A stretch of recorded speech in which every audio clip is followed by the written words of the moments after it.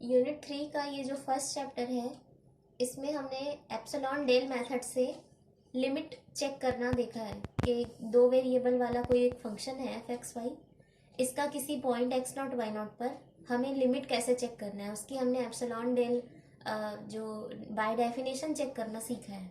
एक बार रिकॉल कर देती हूँ कि जैसे कि कोई एक संख्या एल किसी फलन एफ एक्स कॉमा वाई का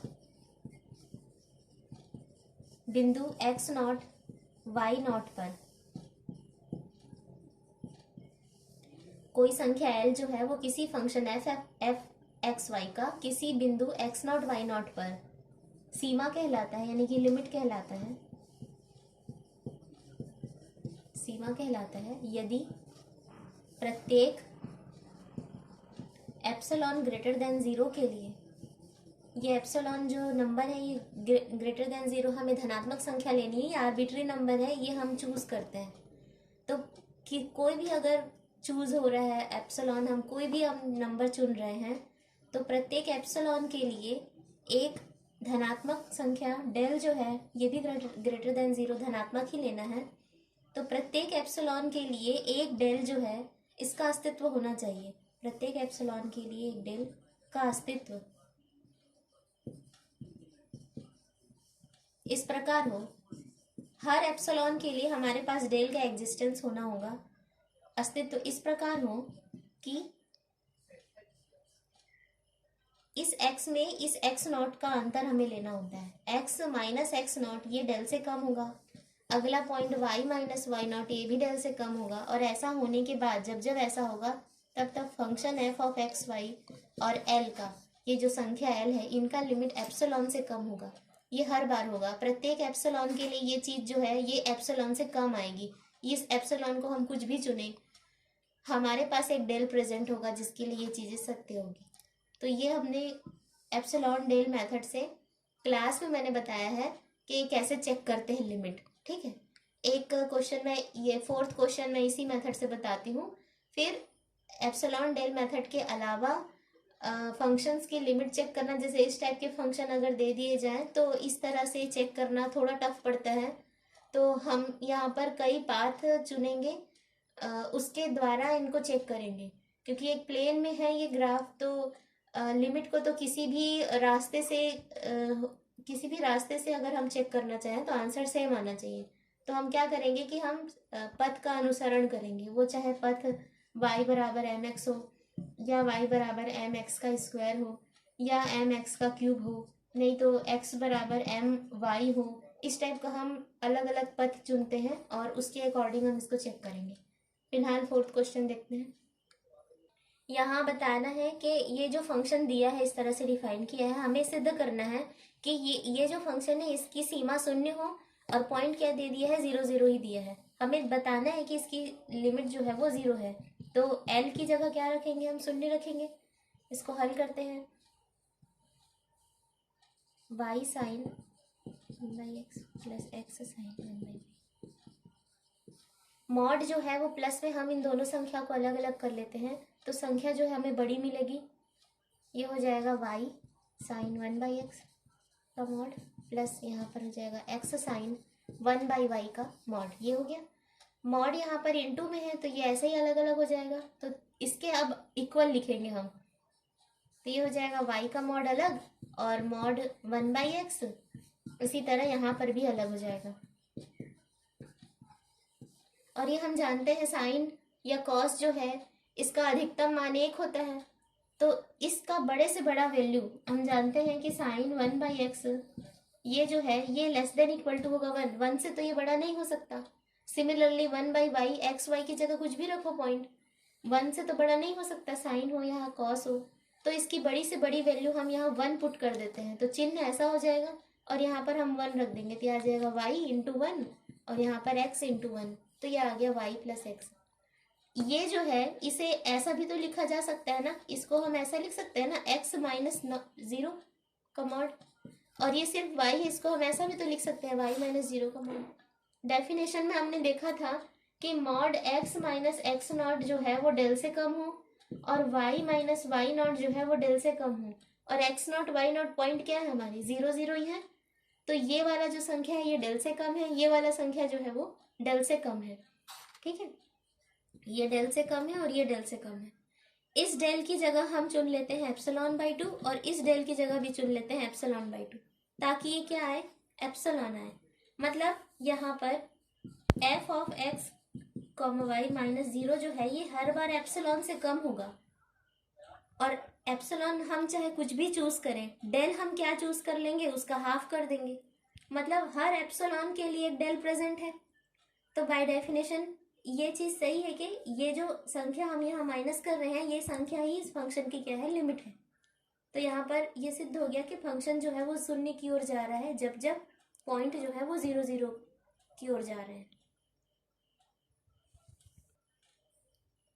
अब नेक्स्ट हम यहाँ पहला क्वेश्चन देखेंगे। अब ये बिना एप्सिलॉन डेल मेथड से इसे बना रहे हैं। हम यहाँ विभिन्न पथ का अनुसरण करेंगे और देखेंगे कि इसकी लिमिट क्या है बिंदु 0 0 पर।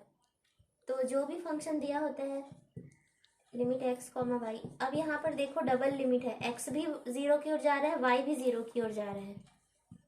तो ये डबल है, यहाँ पे दो वेरिएबल हैं और अगर ये एक वेरिएबल में बदल जाए तो ये लिमिट हल करना हमारे लिए सरल हो जाएगा।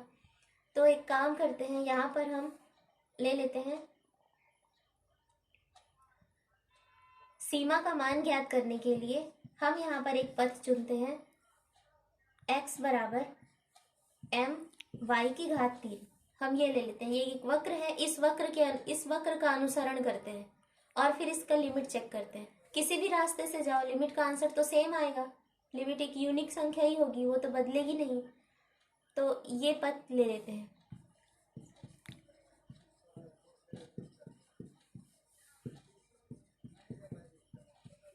तो यहाँ पर देखो जहाँ x है वहां हम m y की घात 3 रख देंगे। तो ऐसा करने पर वेरिएबल x तो गायब हो गया, तो सिर्फ क्या बचा, y, क्योंकि जहाँ जहाँ x है वहां वहां हम m y क्यूब रख सकते हैं।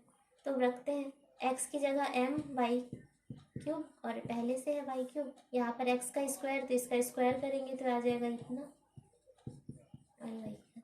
इसको थोड़ा हल करते हैं, बाद में लिमिट लगाएंगे। ये दोनों जुड़ के 6 हो जाएंगे, इन दोनों से y की घात 6 कॉमन निकल जाएगा तो ये आ जाएगा m का वर्ग धन 1, ये कट जाएंगे। तो यहाँ पे लिमिट तो y पर है, y यहाँ पर है नहीं, y तो कट चुका। तो यहाँ पर बचा क्या, ये बचा m अपॉन में m स्क्वायर प्लस 1। अब जितने m की अलग अलग, अब यहाँ m क्या है, m तो प्राचल है, प्राचल मतलब यहाँ पर m के जितने मान रखोगे उतने अलग अलग वक्र मिलेंगे। इस कुल के ये एक फैमिली है x is equals to m y का क्यूब। अब m की जगह अलग अलग मान रखते जाएंगे तो इस फैमिली की हमें अलग अलग सदस्य मिलेंगे, मेंबर मिलेंगे। तो जितना m का मान रखेंगे लिमिट के आंसर उतने अलग अलग आएंगे। जब ऐसी स्थिति हो कि लिमिट का आंसर यूनिक ना आए, जितने m, ये तो m पे डिपेंड कर गया, अब m का मान अलग अलग रखने पर लिमिट का आंसर अलग अलग आएगा। तो ऐसी संख्या को हम लिमिट नहीं कहते कि हर बार वो अलग आ जाए। इसका मतलब हम कहेंगे कि सीमा का अस्तित्व ही नहीं है, सीमा का अस्तित्व नहीं है, यानी कि इसकी लिमिट का एग्जिस्टेंस ही नहीं किस पॉइंट पर, 0 0 पॉइंट पर। अब सेकेंड क्वेश्चन देखते हैं, इसे भी हमें इसी तरह बनाना है।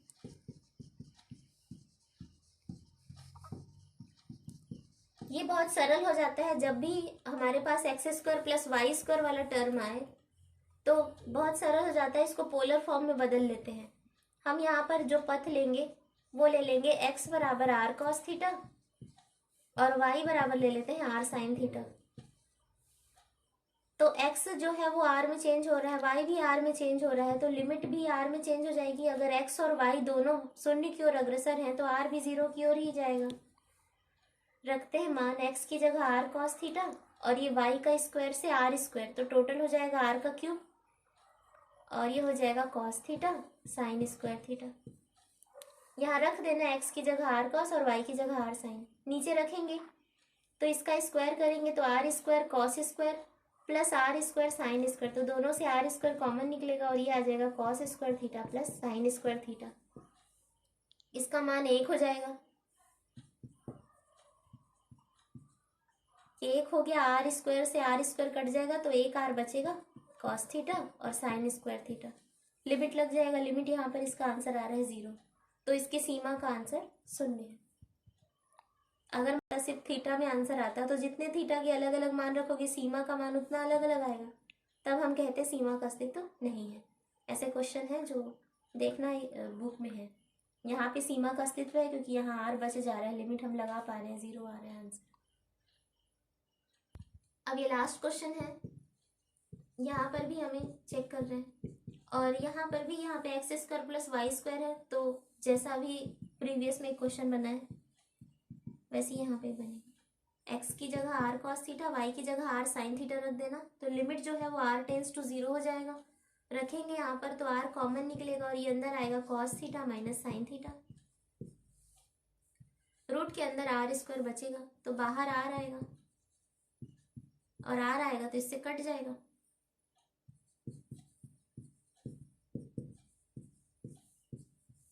ये ऐसा, और इसका आंसर तो आया cos theta minus sine theta. Theta के जितने मान उतने अलग अलग आंसर है, तो थीटा पर डिपेंड कर गया, थीटा पर निर्भर है।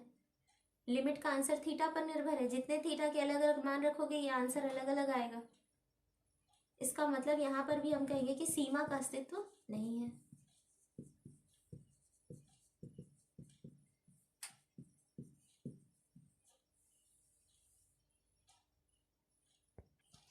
अभी तक फंक्शन का किसी पॉइंट पर लिमिट चेक करना देखे हैं, अब आगे उसके संतत है या नहीं उस बिंदु पर ये देखना है, कंटिन्यूटी चेक करनी है।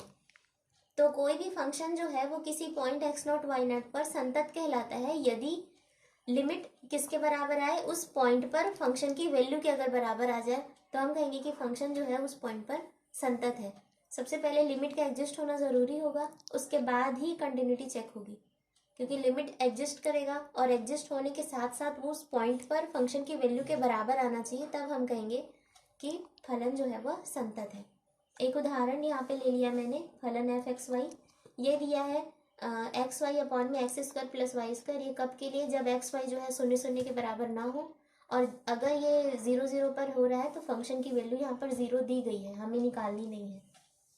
अब चेक करना है फंक्शन, ये जो फलन है ये संतत है या नहीं, बिंदु 0 0 पर हमें चेक करना है, संततता की जांच करनी है।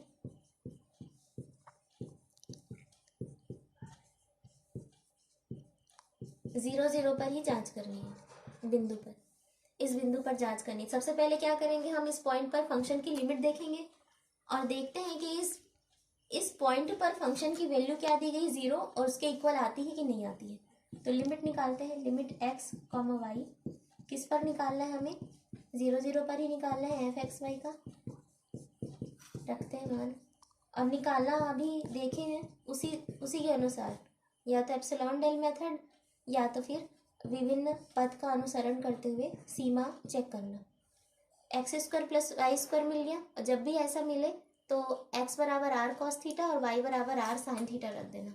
ऐसा रखने से लिमिट जो है वो x और y दोनों r में बदल जाएगा, और यहाँ रखेंगे, यहाँ पर x की जगह आर कॉस थीटा, y की जगह आर साइन थीटा, तो 2 r निकलेगा, और ये साइन थीटा और कॉस थीटा, और यहाँ पर रखेंगे तो आर स्क्वायर कॉमन निकलेगा और अंदर आएगा cos square theta plus sine square theta.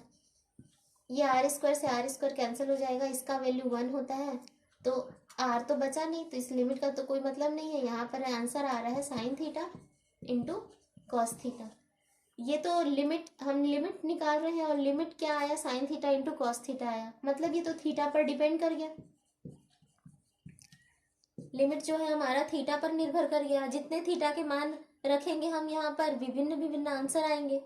इसका मतलब ये है कि सीमा का तो अस्तित्व नहीं है, उसकी लिमिट ही फेल हो रही है, तो आगे हम ये चेक करना की जरूरत ही नहीं है कि वो फंक्शन की वैल्यू के लिमिट ही आंसर नहीं आया है इसका, तो ये कंटिन्यूटी कभी होगी नहीं, कंटिन्यूअस तो नहीं है ये फंक्शन, सीमा का अस्तित्व नहीं। सीमा का अस्तित्व नहीं है तो कह देंगे कि फलन जो है वो बिंदु 0 0 पर संतत नहीं है। सबसे पहले देखना होता है कि लिमिट एग्जिस्ट कर रहा है कि नहीं कर रहा है, लिमिट एग्जिस्ट करेगा ये पहले नंबर पे, उसके बाद हम चेक करते हैं कंटिन्यूअस है या नहीं है। उसके बाद तीसरा जो स्टेप है जो हम लोग नेक्स्ट चैप्टर में पढ़ेंगे, वो हम देखेंगे कि डिफरेंशिएबल है या नहीं है। तो ये जो है, सॉरी नेक्स्ट चैप्टर में नहीं है, ये फाइनल ईयर का है टॉपिक, ये अभी हम लोग को नहीं पढ़ना है, अभी सिर्फ हम कंटिन्यूटी तक ही पढ़ेंगे। तो सबसे पहले तो लिमिट का एग्जिस्ट होना ज़रूरी है, और लिमिट एग्जिस्ट है तो भी कंटिन्यूटी हो ये ज़रूरी नहीं। लिमिट एग्जिस्ट होने के बाद उस पॉइंट पर फंक्शन की वैल्यू के बराबर आनी चाहिए लिमिट, तब हम कहेंगे कि वो फंक्शन कंटिन्यूअस है। ठीक है, और अगर कोई फंक्शन कंटिन्यूअस है तो ऊपर के तो सारे चाहिए होंगे, लिमिट भी एग्जिस्ट करेगा और उस पॉइंट पर फंक्शन की वैल्यू के बराबर भी आएगा। एक और क्वेश्चन देखते हैं, इस फंक्शन के भी हमें कंटिन्यूटी चेक करनी है पॉइंट 0 0 पर। ठीक है, सातत्यता की जांच करनी है बिंदु 0 0 पर। सबसे पहले तो हम बिंदु पर जिस पर हमें कंटिन्यूटी चेक करनी है उस पर हम लिमिट चेक करते हैं कितना आ रहा है लिमिट।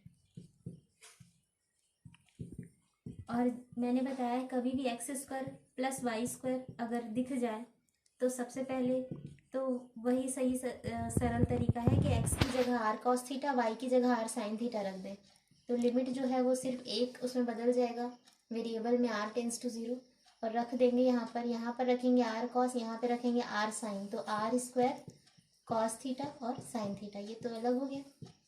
यहाँ रखेंगे तो ये हो जाएगा आर स्क्वायर कॉस स्क्वायर, और ये हो जाएगा आर स्क्वायर साइन स्क्वायर, और नीचे x square plus y square है तो आर का स्क्वायर, क्योंकि cos square theta plus sine square theta 1 हो जाएगा, ये कैंसिल हो गया। यहाँ से आर स्क्वायर बाहर निकाल लेंगे तो ये आर स्क्वायर निकल गया, ये है कॉस थीटा साइन थीटा, और ब्रैकेट में बच गया cos square theta minus sign square theta, जो कि फॉर्मूला होता है कॉस 2 थीटा का। लिमिट लगाएंगे तो इस आर के कारण 0, इधर चाहे जो भी आंसर आए, लेकिन इस आर के कारण तो ये पूरा 0 आया है। मतलब लिमिट जो है वो क्या आई है, लिमिट फंक्शन की क्या आई है, लिमिट पॉइंट 0 0 पर एफ ऑफ एक्स वाई की आई है 0, ये आई है। जबकि 0 0 पर फंक्शन की वैल्यू क्या दे रखी है, हमें 1 दे रखी है, मतलब ये तो नॉट इक्वल है ना 1 के। अगर ये कंटिन्यूअस होता तो लिमिट का आंसर किसके बराबर आता, उस पॉइंट पर फंक्शन की वैल्यू के बराबर आता, जो कि नहीं आया। फंक्शन की वैल्यू उस पॉइंट पर हमें 1 दे दी गई है और लिमिट आंसर आया हमारा 0। ये कंटिन्यूटी की डेफिनेशन नहीं है। कंटिन्यूटी की डेफिनेशन में लिमिट जो है वो फंक्शन की वैल्यू के इक्वल आना चाहिए, जो कि नहीं आया है। तो हम कह देंगे कि सीमा का अस्तित्व तो है, सीमा इसकी 0 है, लिमिट इसका 0 है, सीमा का अस्तित्व है, परंतु ये जो फलन है ये 0 0 पर संतत नहीं है, परंतु संतत नहीं है। इसका मतलब जो हमने लिखा था फर्स्ट में लिमिट एग्जिस्ट होना, और उसके बाद जो हम चेक करते थे कंटिन्यूटी, तो लिमिट तो एग्जिस्ट कर गया उसका, बट वो कंटिन्यूअस फेल हो गया। मैंने वो छोटी कक्षा पास कर लिया, उससे बड़ी क्लास में वो फेल हो गया है। ठीक है, और अगर मैं इस 1 की जगह 0 कर दूं यहाँ पर, तो फंक्शन जो है वो कंटिन्यूअस हो जाएगा, क्योंकि लिमिट का आंसर भी 0 आया है और फंक्शन की 0 0 पर वैल्यू भी 0 दी गई है। तो हम कह देंगे उस स्थिति में कि फंक्शन जो है वो कंटिन्यूअस है।